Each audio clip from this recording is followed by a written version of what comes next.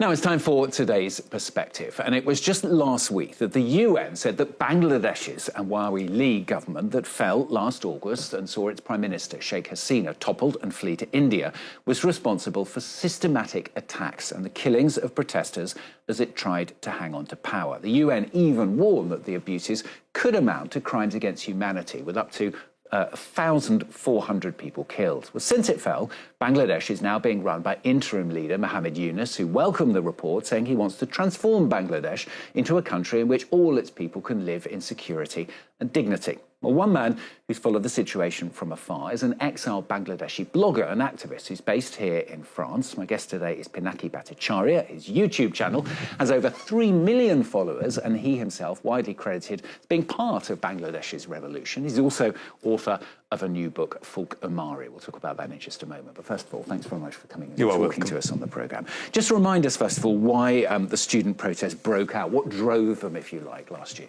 Well, there had been a fascist regime for the last 16 years, and there was no election, and all the institutions were systematically broken. And, well, there was a serious, to remain in power, she resorted to violence and serious human rights violation.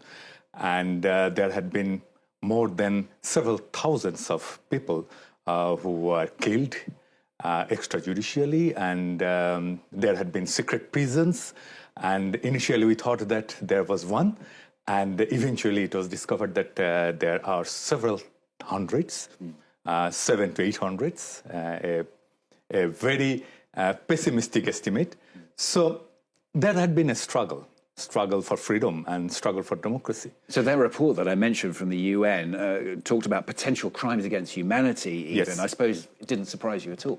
Yeah, true, because I'm also a human rights activist, and I used to document cases of enforced disappearance, and I used to work with several human rights organizations. So we know that there had been serious violations of human rights, and well, the situation that we see in the report, UN report, it's a part, and deep inside, there are many which are yet to be explored, The country's now being run by Muhammad Yunus on a temporary basis. I mean, does that mean all is well? Well, there are challenges, of course. There are challenges, and what I said, that during the last 16 years, all the institutes, state institutes, were systematically destroyed, be it judiciary, election commission, administration, police, even army. So there are challenges, Everywhere they put their people, and their people means they had their party as well, but they tried to incorporate their people within the administration, within the police, within the army. So, it's a very serious kind of collusion, and the state was not functioning, actually. So what's needed now? Elections, presumably? Pardon? What is needed now? Elections, presumably, well, in a slightly longer term. The first thing, it was a fascism. Textbook example of fascism. So what is needed first? And you had that idea, you fought against fascism, and the first thing you did is restructuring, that restructuring the state and try to build the state machineries and state institution, then go for a new election. So what I believe that, that the constitution that was in place failed to protect the nation from this fascist ruler. So that constitution has to be changed first. And, we say that the revolutionaries say that it's a second republic. So we have to create that second republic before going to election.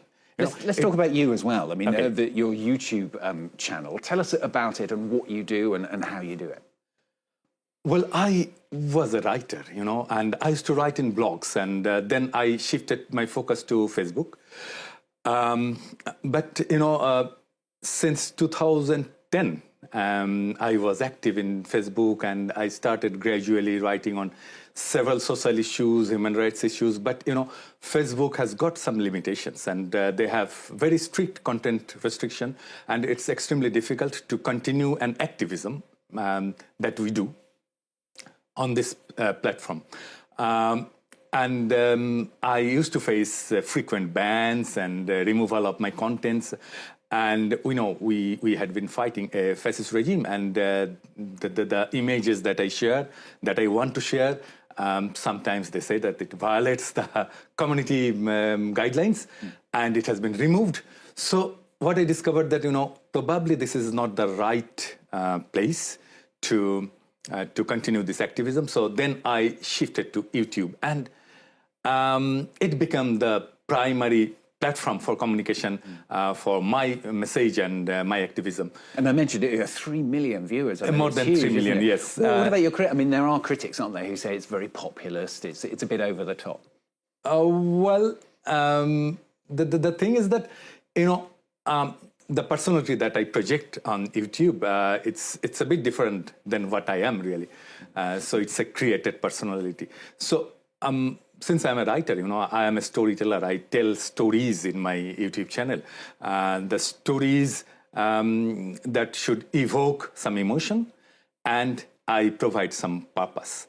So that's the three magic recipe of my episodes. The first thing is that the personality that I created, it resonates with the common people's aspiration. I use a very strong provincial accent, which people can connect very easily. And I do have a target audience. I do activism for the poor people, and I align myself with the people who don't have. So that's how it becomes so popular, because every time, always, it's have-nots have the the absolute majority. Yeah.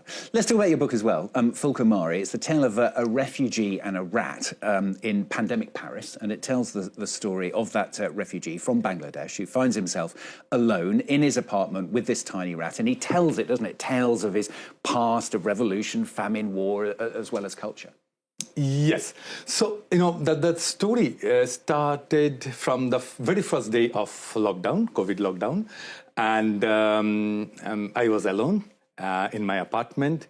And, for everybody, COVID was a special time.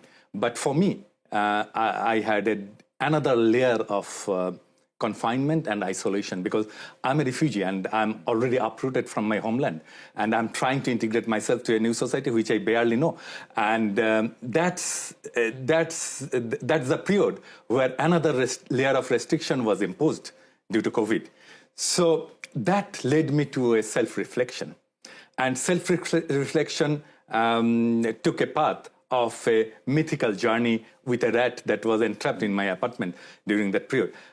So I considered that rat as a superior being, reminiscent of the Arabian Nights, and she will decide whether I'll survive next morning based on the story that I'll be telling to her. So I started telling her stories, my stories, starting from childhood. So my story is not only my story, it's the story of my country, my people. And that's how I tried to uncover some deep sorrows of my nation. I believe that, unless we have a deep sorrow that resonates everyone's aspiration, we don't challenge the way we live. So I tried to uncover the deep sorrow through this journey with this rat during this COVID period. So that was the primary objective of my book. And everyone said that, while reading this book, they sensed the deep melancholy, that melancholy is universal, that could connect with every people. And I also tried to uncover some issues to open a conversation with the world that what we have, our nation, our culture, our history has to offer to the world to resolve their challenges they're facing today. Good to talk to you on the programme. Good to hear your creativity as well through the YouTube channel, through the book as well. Pinaki Bhattacharya, thank you very much for coming in and talking to us here on France 24.